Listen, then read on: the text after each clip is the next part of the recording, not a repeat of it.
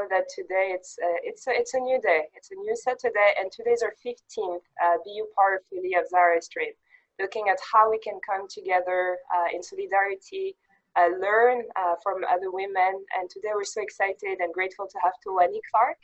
She's joining us from Denver, Colorado, from Zambia, and she's going to talk to us about the power of yoga to heal. We talked a lot about how difficult it is for young women to overcome a lot of challenges, both internal and external. And then looking at how can we tap into the power of breathing, of body movement, to recenter ourselves with ourselves, both inside and outside, and carry ourselves through the world. So Towani is joining us today to talk about that. Welcome, Towani. Thank you very much. You have no idea how excited I am to be here. It's crazy. Because I feel that your topic is so important, and to be honest, it is the reason that I got stuck on yoga, and it is the reason I became a teacher. Thank you, Towani. So perhaps what we could do to make this session engaging is, could you walk us through the topic, share a bit of your thoughts on it, and then we'll have maybe a Q&A afterwards with our participants on some of the terminologies and ideas that you would share. Right. So this is how excited I was. I was so excited that I decided to do a PowerPoint presentation because I didn't want to miss out on anything.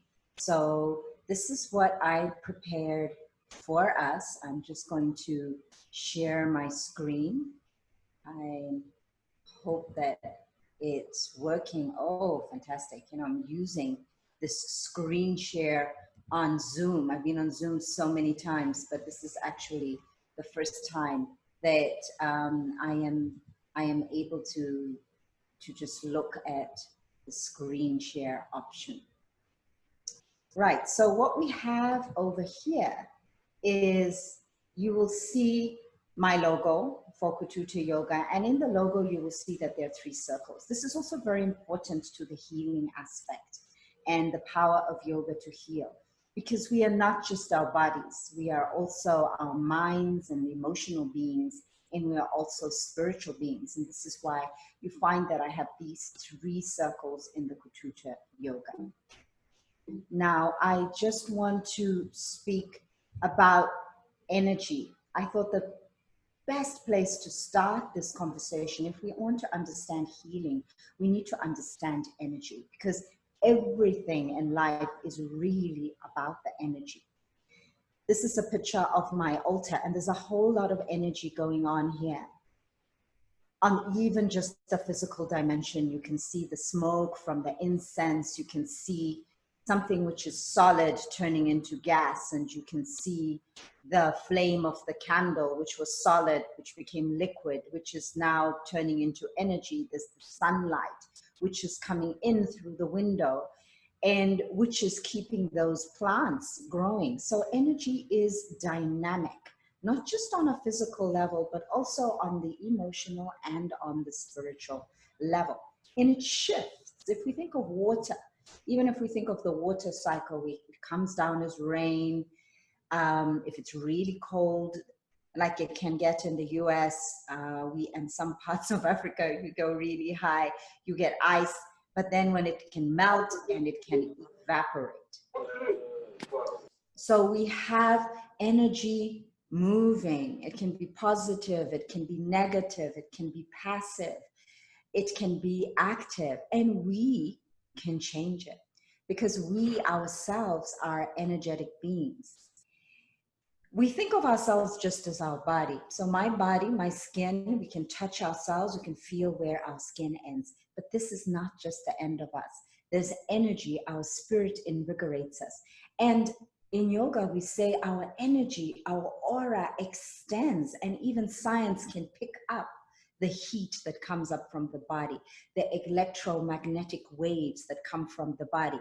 And we can feel the presence of somebody in our space, even if they haven't touched us, because we have this field, just as the earth is having an energetic fields to it. So we also have a field. So I wanted to talk about our energetic system, because this is what we are dealing with when we are alive and also when we're trying to heal. So we have this whole energetic system, but it's broken down into, we can say, 7 main parts, 7 sub-energy centers, you can say. And this is what is termed the chakras. And in this picture, you will see each of the chakras, roughly where they are located in their body and their color. And notice that it is the color of the vibration. If you mix all of these colors, you get white.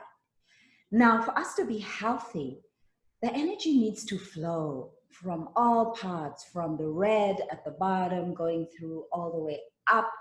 We call that, actualization or connection to the divine, to spirituality, and from the other way down, we can manifest things as well as they go down.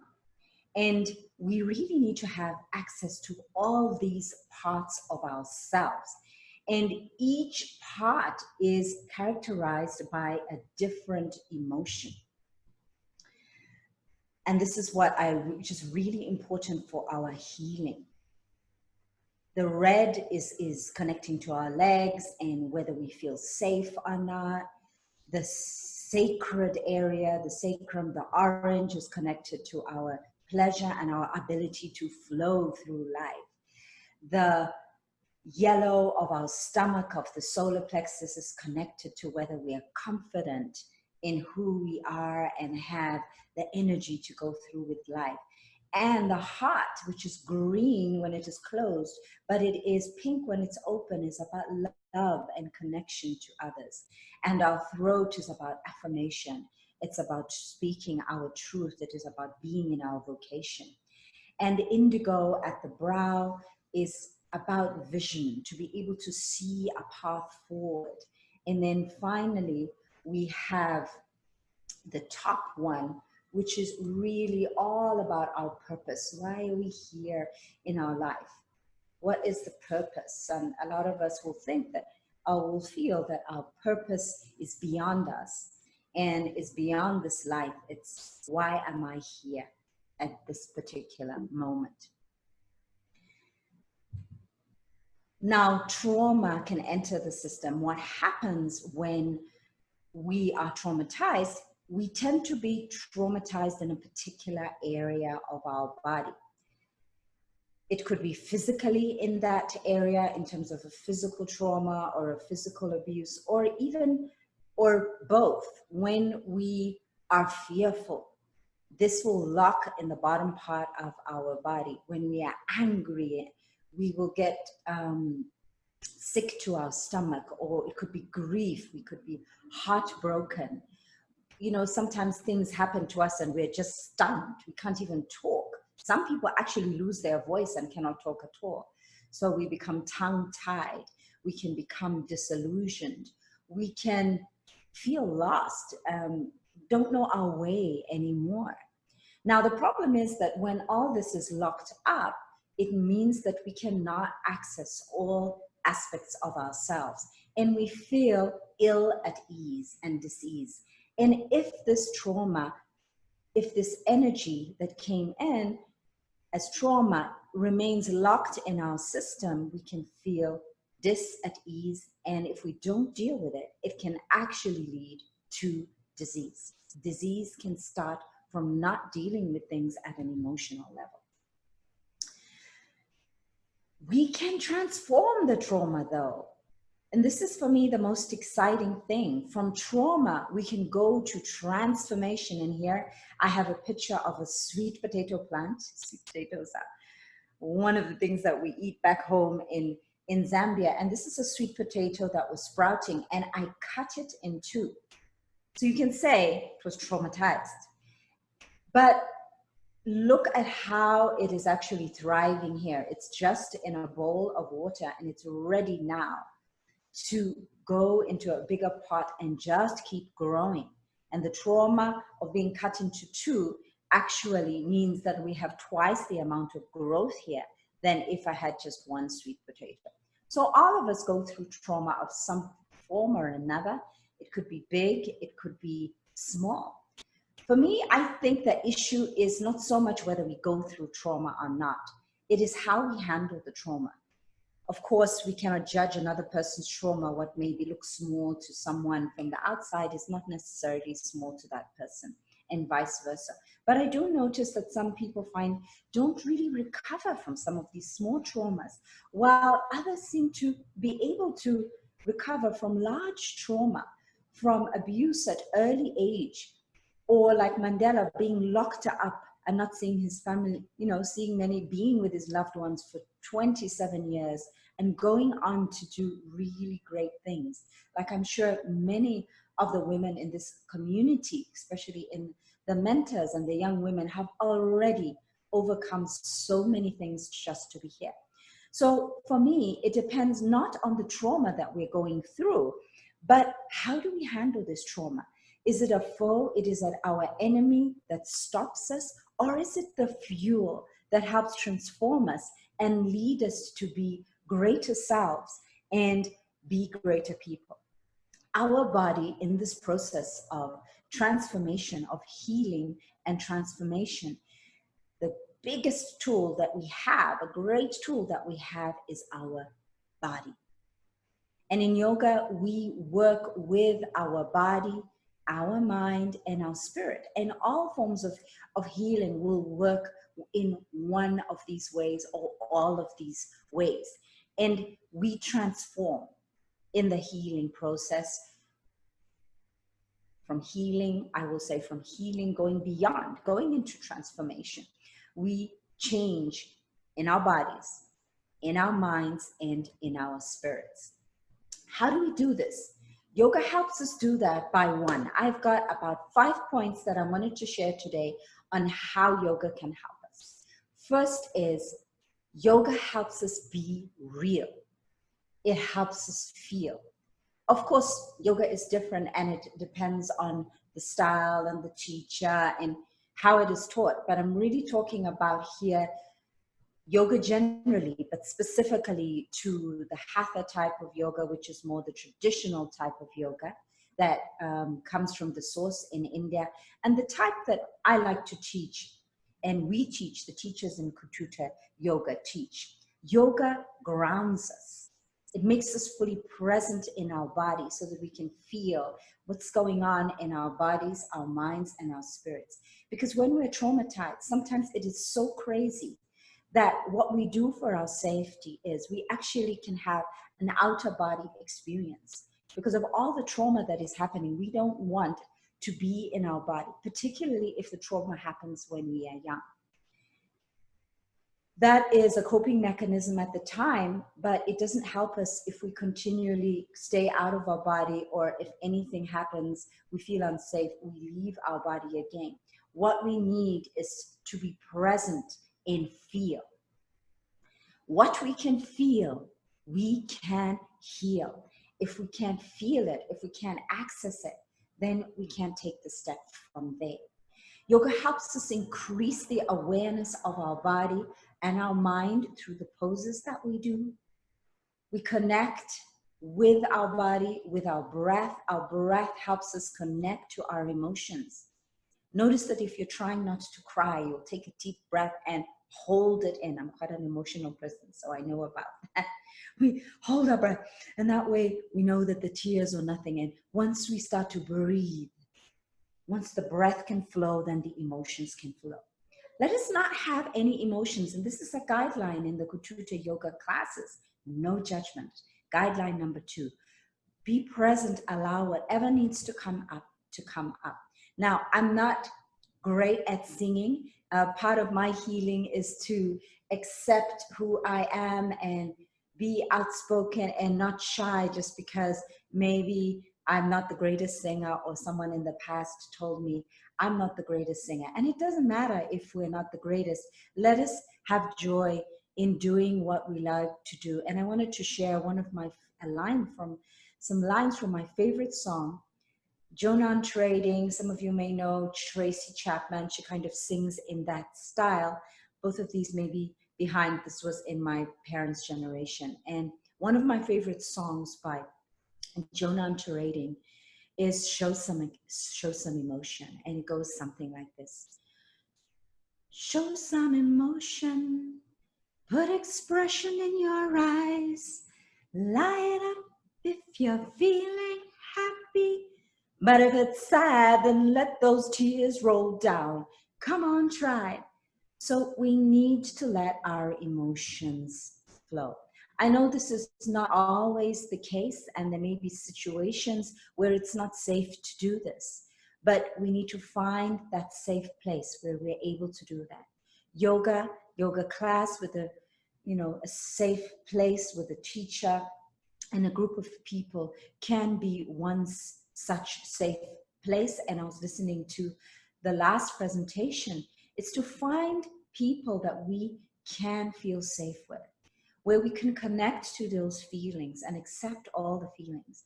It's easy to accept the positive emotions, but how about the more negative ones like grief and anger and sadness and pain? And in the class, I really help us connect to our body. First of all, we can connect to our body. If we cannot connect to something as physical and as gross as our body, my teacher says, how do we connect to our feelings? So I want to ask everybody right now what your feeling is.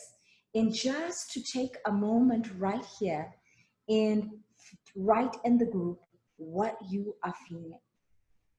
Doesn't matter, there's no judgment. Don't worry if it is negative. Are you sad? Are you happy? You don't have to put the reason. But I want you to check in right now on what you were feeling.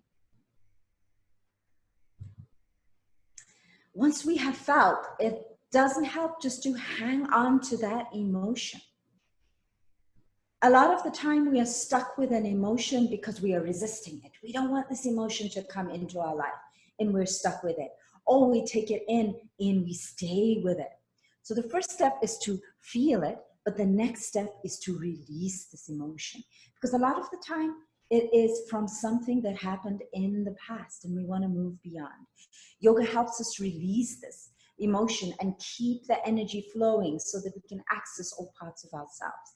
As women, I feel that we're excellent in pretending that the problems are not there, pretending that we're not feeling what we're feeling. We put up a front. We put up a mask. I'm not against makeup, and I make it wearing makeup right now, but sometimes we can use makeup as a mask and an armor. And sometimes we need to just take that off and just be real. Because when we do, we are going to feel lighter. We're going to have more energy for other things. And sometimes all it takes is just a breath and consciousness, just to breathe in. And as we exhale and let go of that breath, we can let go of some of the emotions. It's not something that maybe it's going to happen once, but gradually, sometimes suddenly, and sometimes in bits, we can let the negative emotions flow, let our energy flow, let the past be just that. And we can open, we can be free, we can let in the future. We can give up junk food. We can give up negative thoughts. I want to talk a little bit about the picture here. This is camel's pose. This is one of the poses that has been really powerful and part of my healing. It is opening the heart chakra there in between the breasts. And what brought me to yoga is walking out of a marriage of 11 years. And I was really traumatized in how the marriage ended. And I was really hurt about it. And 5 years after I started this teacher training, and by this time I was like, yeah, it's 5 years ago, I'm okay, until I got into this pose. The emotions that were locked into me were so powerful. I actually blacked out into this pose. I didn't see anything. I was not hearing anything but a ringing in my ears. I was feeling nausea. And this, sometimes I'm sharing this to show that sometimes as the emotion, these are strong emotions that went in, and the release process can sometimes be also strong. Not always. It can come out in bits or it can come out really suddenly. I needed to come out of the pose and relax and just be at ease and then continue again at another time. And every time I did this pose, it was less and less intense. and I was feeling more energetic, and I was feeling more free. If our hands are full, we cannot receive anything else. It is by removing the negative emotions that we can empty our palms and our lives of the negativity to receive the positivity. The third step is to prevent the buildup from happening in the first place, because emotions are happening all the time and negative emotions keep coming in. So we need to not allow them to pile up. We need to be able to be aware of when they're coming in, when we're losing our energy, when we're locking up our energy. By being aware, letting it feel, feeling it as it comes in, so that we can just take a deep breath and exhale and let it come out. And practice makes this perfect. And the more we do yoga, the easier and easier this becomes. So we have felt the emotion, we have let it go with it, we've continually releasing the negative emotion as it comes in. But what if we've just let go of the trauma? We can still feel empty. I feel this is a really important step, and that is to raise the vibration, to bring in positive energy. It's not about just releasing the negative energy. It's about energizing ourselves with positive energy. And some ways of doing that is thinking of all the things we are grateful for. We can be grateful for walking with nature, laughing, dancing, singing, playing music, chanting. I love to chant. My practice is a chanting meditation, a silent meditation, prayer. And this is whatever works for us. Really, we can say our ancestors did this. And in Africa, we can think back really just a generation or two, and even in our generation, our ceremonies where we dance and we sing and we uplift ourselves. We have to think, what makes us feel light? What makes us feel free and empowered? And you see, I'm in a goddess pose there. I'm feeling powerful, empowered as I do this pose. And that's one of the ways that yoga can help uplift our energy. It's reverse body language. We put our body in a yoga pose, and every yoga pose is working a different chakra and makes us feel different.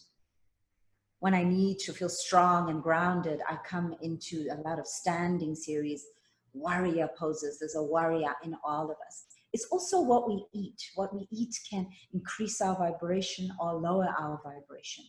The purer, the closer to nature the food is, the higher it is going to increase our vibration, because we're closer to the earth and closer to the sun, the source of energy in our system. The further we eat away from it, because we are designed to eat more plant-based, the more we are eating meat and refined. Just think of a real fatty meat meal. We can see how we feel heavy and lower energy. And raising the vibration is really making us feel empowered. And we can feel more empowered, not only what happens with our body, but choosing what comes into our mind once we've released the negativity. Sometimes it doesn't work if we jump just to the step. We can do all of the steps concurrently, but they work together. What is happening in our mind? Are we saying we are weak, or are we saying I am powerful? I am worthy. I am compassionate. Let us say positive words to ourselves. This is really powerful. Let us say positive words to each other, because often as women and people of color, we are confronted with negative images of women of color. Let us feel like in that pose, that was goddess pose that I had earlier up. This is, I am a goddess. I am strong. I am powerful. The power is within me. It doesn't need to be given to me. I just need to realize it. We move from being a victim to feeling like a victor, being victorious. It's some shift that we can make in our energy, in our mind. And the fifth step is, it doesn't end. It keeps going on. We need to keep this cycle going. We need to have positive energy habits. We need to keep feeling. We need to keep releasing. We need to keep repeating, going over this. We need to keep raising the vibration. In attending yoga regularly can help us do this, as well as other positive things, whether it's going to therapy or praying or singing or dancing. So yoga acts as a catalyst on how we can use our past to make this present moment better, to transform the trauma, not to get stuck in the past in this moment. We're here, but we are tied down, we are being negatively affected by something that happened in the past, and we lose the potential of the present moment. So it's not only about what happens to us, but how we frame, how we hold what happens to us. What stories do we tell of ourselves? Can we move from telling the story of a victim? This is the beginning. This is what happens to us. But as we advance in our healing process, we will move to the story of a victim. Now, yoga is not something that can just be used in isolation. I feel yoga is a great catalyst. It can help opening us up to healing and opening us up to other ways of healing, telling our stories, seeking out an elder, seeking out therapy, and it keeps the process going on. We're almost coming to the end. I know I can talk so much. Our healing is not just about ourselves. The impact of our healing goes far and wide. A woman, this is a beautiful quote that landed, the universe knew that I was giving this talk, and I was so overjoyed when this landed in my WhatsApp messages. A woman who heals herself helps to heal her mother, her daughter, and every woman around her. If we don't heal our trauma, we will keep reliving it in some form or another. And with genetic imprinting, we can pass it on, or karma, whichever view we take, we can pass it on to our children and our ancestors. And this is what is happening now. A lot of the trauma and the things that are going on now. Look at the Black Lives Matter. Look at what is happening in society now. If there's trauma in our generation, we look back, we find that it happened perhaps in our parents' and our grandparents' generation. We need to break the cycle, because hurt people hurt other people. Hurt people, even unknowingly. We need to break the cycle. And our healing is a catalyst for others to help transform, because yoga means one. We are all connected. And in Africa, we really believe in Ubuntu spirituality. This is the base of spirituality. We are all one and we are all connected. And because of that, my healing will help you also heal. And your healing will help me heal. So let's carry out an exercise just now. I want everybody here right now to just tell me how you are feeling right now, and type it in the chat. I have one more slide to end with our healing journey, but how are you feeling right now? You're feeling empowered. Great. So we want to be aware of how we're feeling. You feel confused.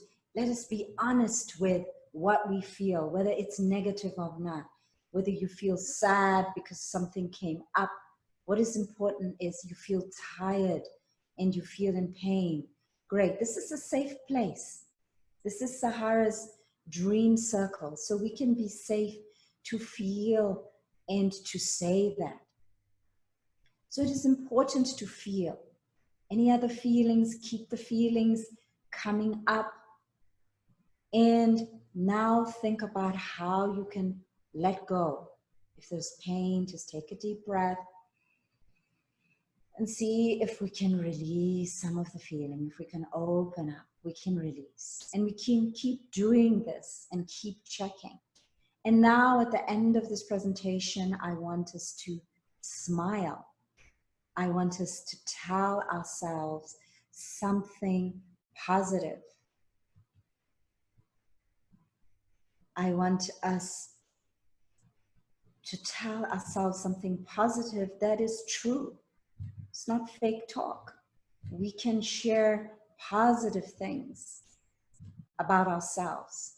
I have made it this far. I am powerful. I have so much potential. And we can smile. And we can keep doing this again and again and again, healing and transforming along the way. So welcome to a healing journey. I know all of you are on this journey. Welcome to the healing journey. Let us do this healing journey consciously. Sometimes we do it unconsciously. We are all co-travelers in this journey of healing and transforming. Let's not do it alone. This is why we have communities like Zahara's Dream and any other communities. We have families, we have yoga communities. We are meant to live together, and we can grow and heal and transform when we do this more collectively. When we're isolated on our own, it is more difficult to heal. So join a community, a healing community. I welcome you to the Kuthuta Yoga community. So just at Kuthuta Yoga, you can find us on Facebook. You can find us on Instagram. There are free yoga videos to do on YouTube, on the Kuthuta YouTube channel. And there's free live classes right now. We can be speaking in the, be in the same time moment, even if we're not in the same space, through this wonderful technology which is joining us right now in this URL. You can find the URL on the Facebook page, as well as in the front of the Instagram page. So don't worry if you don't take it down right now. I know I have taken almost 30 minutes instead of 30 minutes, but because yoga helped me heal and continues to help me be better, this is such an important topic and so close to my heart that I had so much to say. But I hope what I've said is beneficial, and I am so looking forward to your questions. Towani, wow, this is powerful. This is powerful. And before we open the Q&A, I took a lot of notes, and I think I want to be honest. I was looking at the comments from the questions you've asked. How do you feel? Taking a deep breath, and I see our sisters, our community is hurting. Our community is hurting. Young women are hurting. Young Black women are hurting because of, as you mentioned, the negative expectations and energy that comes towards us as young Black women in a world that is not designed for us to thrive in it. And I see our sisters, Ainis, for instance, saying, and Umi, and saying that they're tired, and overwhelmed. And this is unfortunately where we are. And your talk today allows us to recenter ourselves within ourselves and outside also with the external world. I just want to take a brief moment to build on some of the very important quotes you've shared. The harmony of energy, the importance of harmonizing ourselves within all the various chakras that you've mentioned. And I saw that our sister Gladys also posted them on Twitter. So we're trying to share that as widely as possible. Physical and verbal trauma, and I'm sure that our sisters on the community are going to come in and talk about that. How important it is for us to be able to reconnect ourselves, to not escape our own body. This is unfortunately a natural way for us to deal with trauma, but how do we come back home? Because this is the only place we have to live. There's nowhere else for us to do that.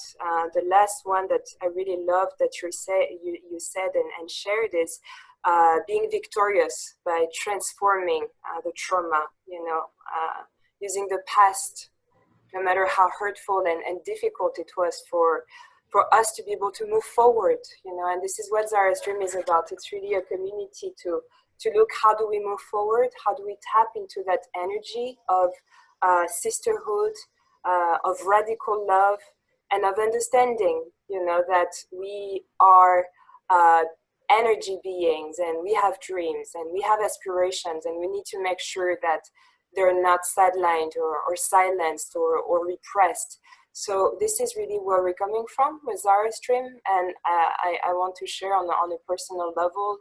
Me starting Zara Stream was, of course, a healing process also, and community, as you mentioned, is healing, and I'm so happy that our sisters are able to find a place to heal a lot of the trauma that they've been through as well. So I would like to open the floor to Annie, if it's okay, for the Q&A, and perhaps the way we could do it is having an open discussion. So we're not going to moderate it. If you have the question for Sister Towani, please unmute yourself. Introduce yourself, of course, your name and where you are, because we're joining from different countries, and please share your question. Thank you.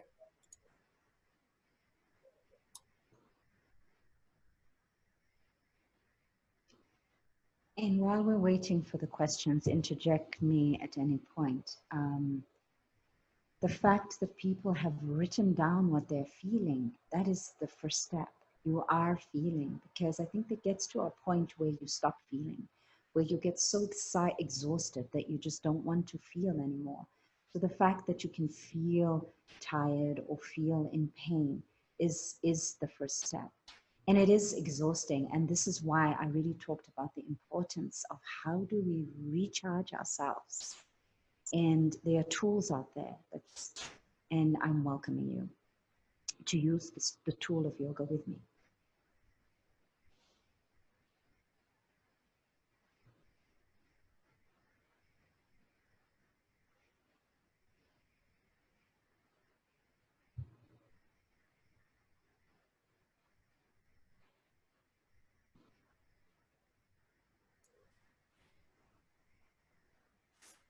If I may come, I see that we don't have yet a question. You know, Towani, what I saw from even our previous... Umi, go ahead. I see you. Yes. Okay, please. Towin, I don't know. I think I've been crying since you started. And I don't know how to start it, because when you said it's good to feel, and sometimes you don't feel it. And it's true. Sometimes I feel numb. I don't feel anything. And we have a lot of information out there. But how can you be able to reach and feel? You trust the individual you are sharing your trauma. And you feel that you have the belief that the person will judge you. Because I think most times that's what prevents us from coming out. It's like, this person is going to judge me, or maybe this person is going to share my intimate issues that I've already told her or told him. So most times we say, you know what, I'd rather just keep it to myself than share it. But reaching out has been helpful to me, and talking with it, with my sister Violin also has helped me a lot. And I'm happy today that I have, you are here and you talked about yoga. Personally, I've heard a lot about yoga. I've been reading, and I'm happy that you people have a free online. But I have a question. And this question is that, how can we be able to touch more people like me, wherein we can open up more and feel safe? Because sometimes some of us, what we are feeling is that we don't have that safe place. And when I say we don't have that safe place, is that to have that individual that we can just release everything anytime, but we don't feel we have that. So how can we be able to feel that, yes, we have this individual? Because we don't see people who look like us, even though we are all going through our different traumas, like you said, but no one is coming out to share it. So at the end, you feel like, I know I'm not alone, but nobody is talking about it, so I'm not going to share. So how can you tell us that, hey, you are not alone, we have a lot, but we are here, we will listen to you. I also have chronic migraine. That is a pain that I cannot describe. Sometimes you are having your own physical pain, mental, and then you have a chronic migraine also. And at the end, you are overwhelmed. You don't know what to do. You want to do so much. You can feel the energy inside of you that this is what I want to do. I know I can do it. but there is something disturbing me. How will I be able to unleash it and release it out so that I'll be able to share what I have? Thank you. Wow, Umi, that is very touching. We have to step out and we have to take the risk. And the first judgment after teaching, the first judgment, the biggest judgment that keeps us from opening out and finding is the judgment that we have for ourselves. We judge ourselves and think, oh, if I say this, I will be like, people will think this of me. If I say this. So the first hurdle that we have to overcome is the judgment we have of ourselves. So we are prejudging a lot of the time what people will think. And it's the prejudging of what people will think that locks us, locks the energy within. So we seek and we shall find. Zahara's dream is such a space, and I have goosebumps as I feel this. Kuthuta Yoga is such a space. And when you take a step, a small step towards healing, and you stay on that, taking the first step is what allows the next step to happen. But only we can take the step ourselves. Of course, Zahara's dream is trying to reach out as much as possible through being on, you know, a lot of social media is like broadcasting. We are here, we are here. If you need some help, if you're a young woman and you're going through this, we are here. And I am also doing the same thing, you know. Kuthuta Yoga is here. But we have to be able to open up to hear the message, to look for it, and then when the message is there, take it up and take a step on our own. And not everything in life goes right. It is true. You know, you speak to one person, and we get hurt and we get traumatized some more and we lock even tighter. But we need to not give up and learn, okay, ask other people.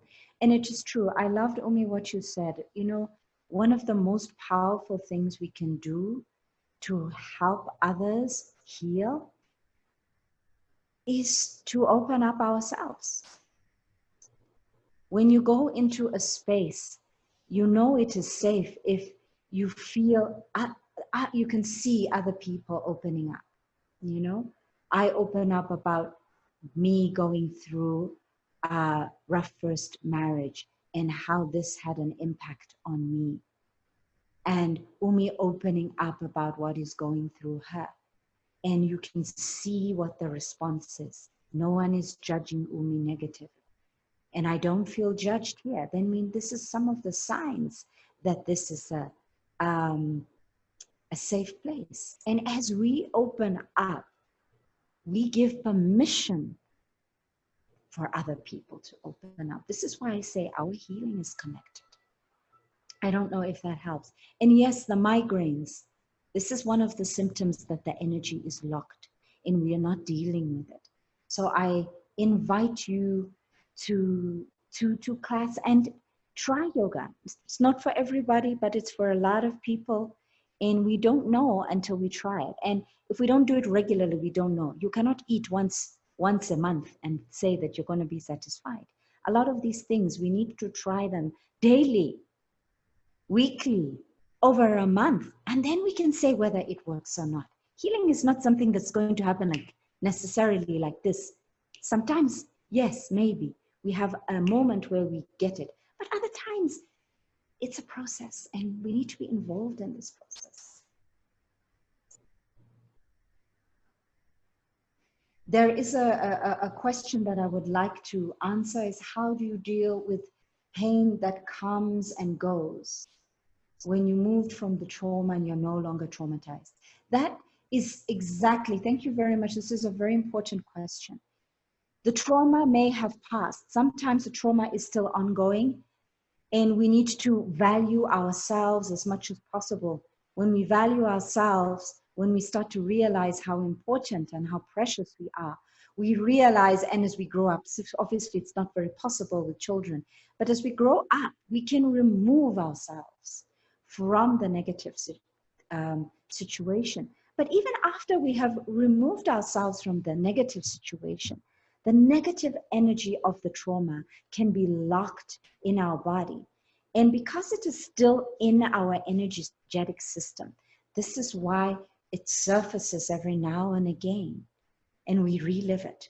But because as it resurfaces and we feel the pain, and we feel, what happens is, because it's uncomfortable, what do? We lock it. We lock it again. We try and push it down. We're not dealing with it. We're just pushing it away. So what we need to do is actually, when it comes up, feel it. Try to understand where it's coming from. Try to use some of the tools to release it on your, through doing yoga, through seeking a therapist, through writing, through journaling. See if we can go through the pain, not feel it and shut it down, because it will do just that. It'll keep coming up and interfering and locking our energy and even making us sick sometimes.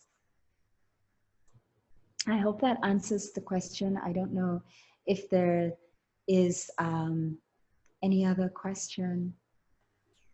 Yes. I'm Gladys. I have a question regarding the stereotype of the strong Black woman, and how we can tackle it, because I feel like sometimes we have so many expectations that people have towards us, and when we express our feelings or how we are hurt, sometimes people feel like, since they see us as strong, we might not be strong every time, but they have this image of us being strong Black women, so we don't get the space to actually be vulnerable and express what we are going through. So how can we work again? What can we do to tackle this stereotype? Thank you. That is such an important question, and something that I think I had so many things that I wanted to say. And it's true. We are carrying a lot. So we are seen as strong because we are carrying a lot of burden. And I know as Black women, we are carrying two heavy things or traumas, you can say. The trauma or the burden in our society, one, of being a woman, because women are, in our families, sometimes maybe women may not have been given the education. We were not given the priority in a lot of things because we were women. And then we are dealing with another burden of being a woman of color. So we are carrying two burdens, generic burdens, all of us. And then we have the individual burdens. And because people see that we are able to, and we're still alive and we're still breathing, we are so strong to carry that burden. Yes, I commend the strength to carry that, but we are not thriving, we are not living if we cannot lay our burden down. So what we need to do is to learn another aspect of strength. Yes, there's the aspect of strength to keep holding it, but another aspect to go even further than that. That is commendable because we haven't broken, yet we are holding all of that. But if we can put that burden down, all the strength that we have used to just hold that, we can use for ourselves and we can use for others, and we can transform this society. So I think we need to invite even people who look strong. Let us check in with each other, We are very good at wearing our mask and our face. You know, I'm fine, I'm strong. Sister, are you okay? What is going on? You know, that invitation can help. Sometimes for me, that's all it takes. You know, what's going on? How are you? And allow ourselves to be vulnerable and to let these burdens. So I will say the community and specific things that we do, that we need, if we're not doing, that we need to start doing. How are we looking after ourselves? Are we having some self-care things? Are we so busy holding this that we don't have any time to meditate, to go to yoga, to seek out a therapist, to put ourselves as a priority? Because when us as women crumble, it's not just us that crumbles. When a woman crumbles in a family, of course, because we're all connected when somebody crumbles, but it is more devastating if we look in our families when a woman crumbles because she cannot handle these burdens anymore, because she has no help or hasn't found a way to put them down. We can break down physically, we can break down mentally, and then we see the effects in the family, from our partners, from our children, for the other people who look up and depend on us. We owe it not just to ourselves, but to everybody else, to start to see our burdens, congratulate ourselves for being strong enough to hold them, but now take the next step towards healing. Gladys, does that make sense? Thank you. Thank you so much for your answer. It just shows how much strength we have, that we have been able to hold so much. So for me, it is the potential. It is telling me about potential. Joanna. Oh yes, let's see here. Oh, hello. Good morning. Thank you so much. I love your smile. I wanted to take the yoga concept just in a little bit of a different direction. I'm feeling quite sad this morning, but I didn't want to talk about sadness. I did yoga for a long time. Thank you. For a long time in classes, and I managed to learn enough of the positions, the asanas, that that I can use for my own health needs. But I often encourage people to learn enough of what they know they need for their specific injuries or you know, body needs, to just be able to do yoga at home by themselves, which is a completely different feeling from being in a room of sweaty, beautiful people, with a conscripted, or not conscripted, with a you know, a decor that may not feel like my hard decor, or even, I mean, you know, we don't all have a backyard or a garden, but even to just, you know, throw out a blanket and to do something like that for even just a few minutes, you know, to make use of what we could have learned from being in the yoga class in person, and to just integrate it, you know, even just for a few minutes here and there, but in private. And I don't know if you have anything to say about the difference between you know, being in a group setting and what is possible there, but then also as a, you know, just being with oneself and you know, doing yoga at that time.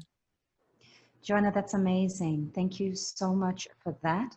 I say some yoga is better than no yoga. That's right.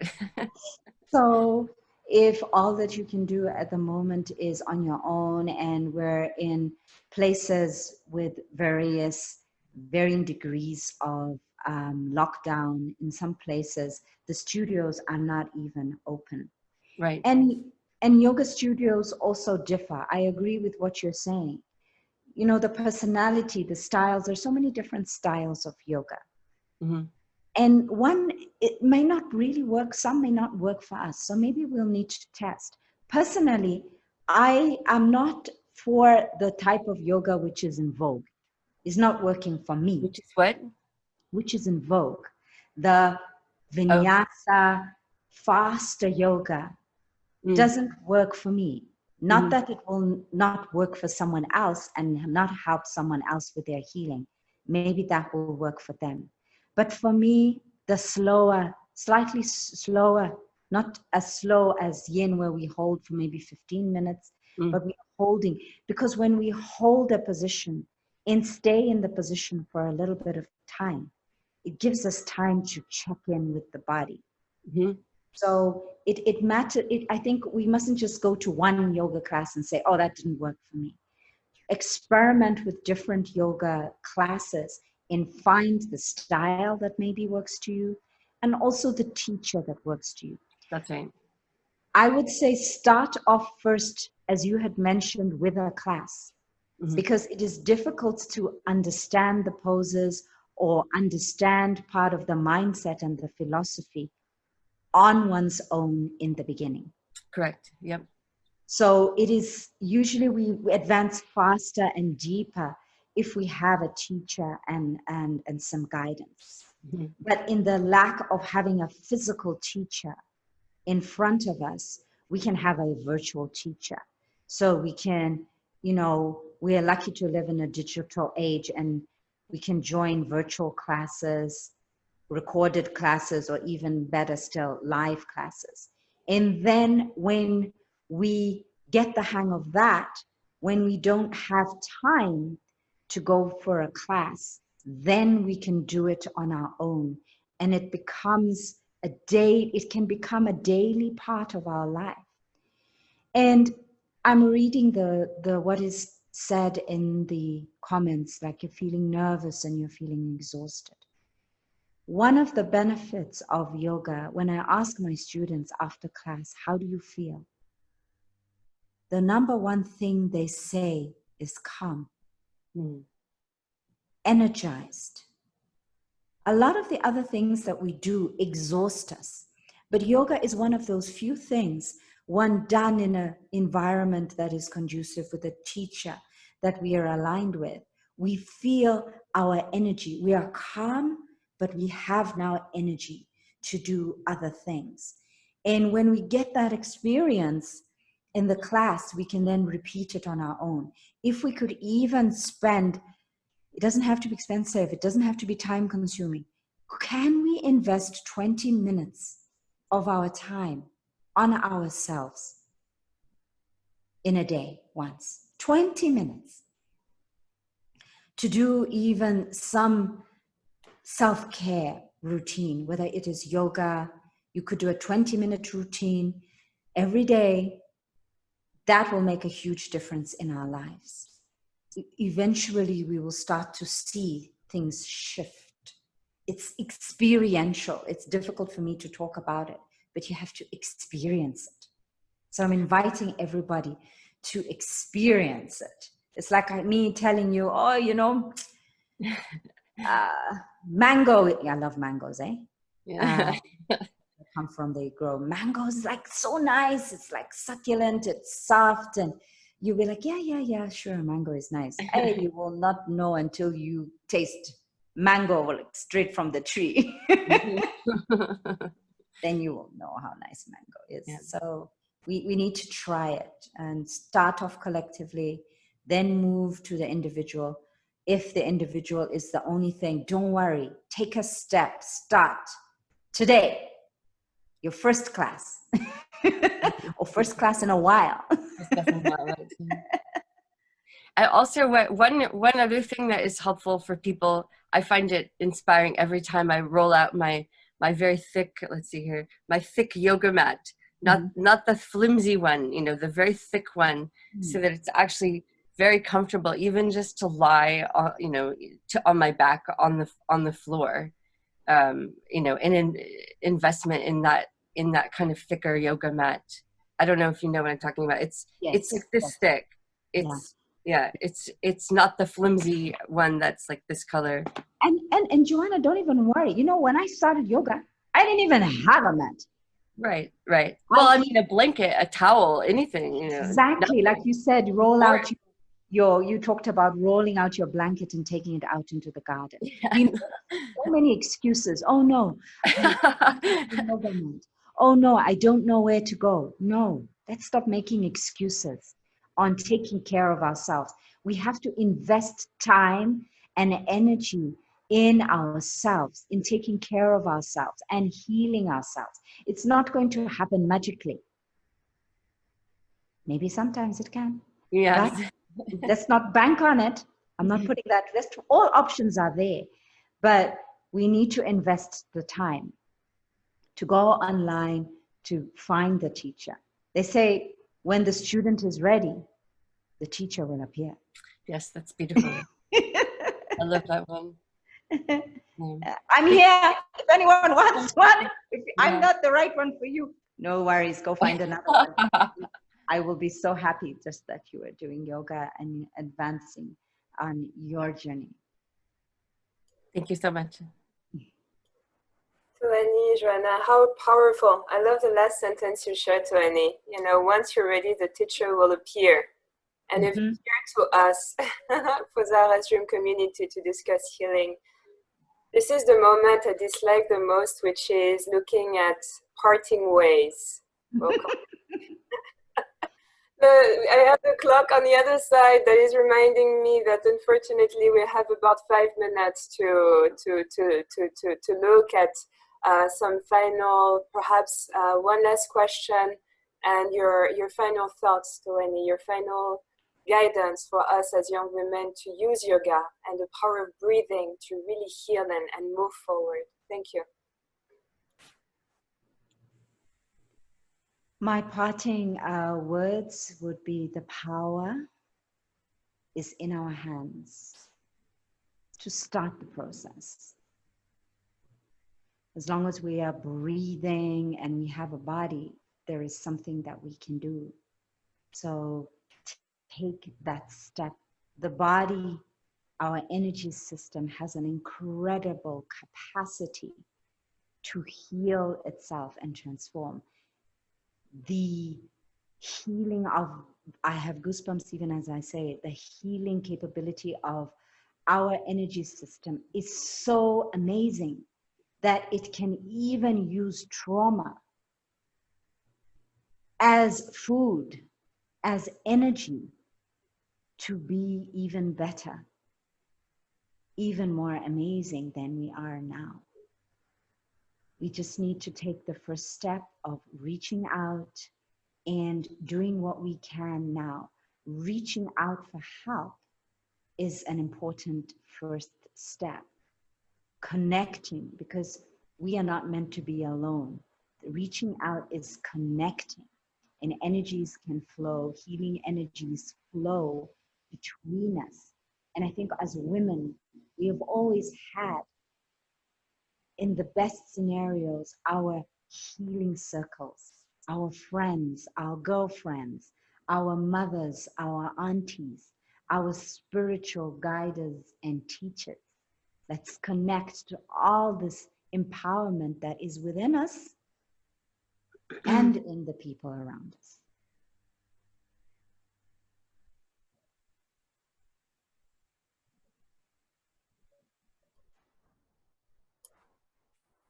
Thank you so much, Towani. This is hard to say goodbye. I want to sit down all Saturday with you. Give me a call. We can connect. Yes, we'll surely do. You know, I'm sure that our communities and our sisters on the call will reach out to you. I really encourage our sisters to reach out, to join the Kuthuta Yoga on the Facebook community group. You've seen our sister Towani has shared the details. For August, there's a free engagement. It could be your starting point, learning, breathing, and then as Towani has beautifully shared, once the student is ready, the teacher appears. And we're so grateful that you've appeared today. We all needed it. I needed it. Gladys needed it. Ruth Aini needed it. Umi needed it, Joanna needed it. I can cite all the young and all the women on this call, we all needed it. So thank you. We're really grateful to you. I leave you the very last word. Namaste. Thank you, Towani. I leave you the very last word before we cut off. Thank you very much for giving me this opportunity. And we are caregivers as women, and we're giving so much out. And this can also be exhausting. And this is why we need to also remember how precious and central we are, and give also to ourselves some time, some effort to take care of ourselves and make time for our well-being and our healing. Thank you so much. This symbol of namaste means, you know, the positive and the negative come together, the masculine and the positive come together at the heart. And from my heart to your heart, the divine in me salutes and sees the divine and the great potential in everybody that is also in me. We are all one. Namaste.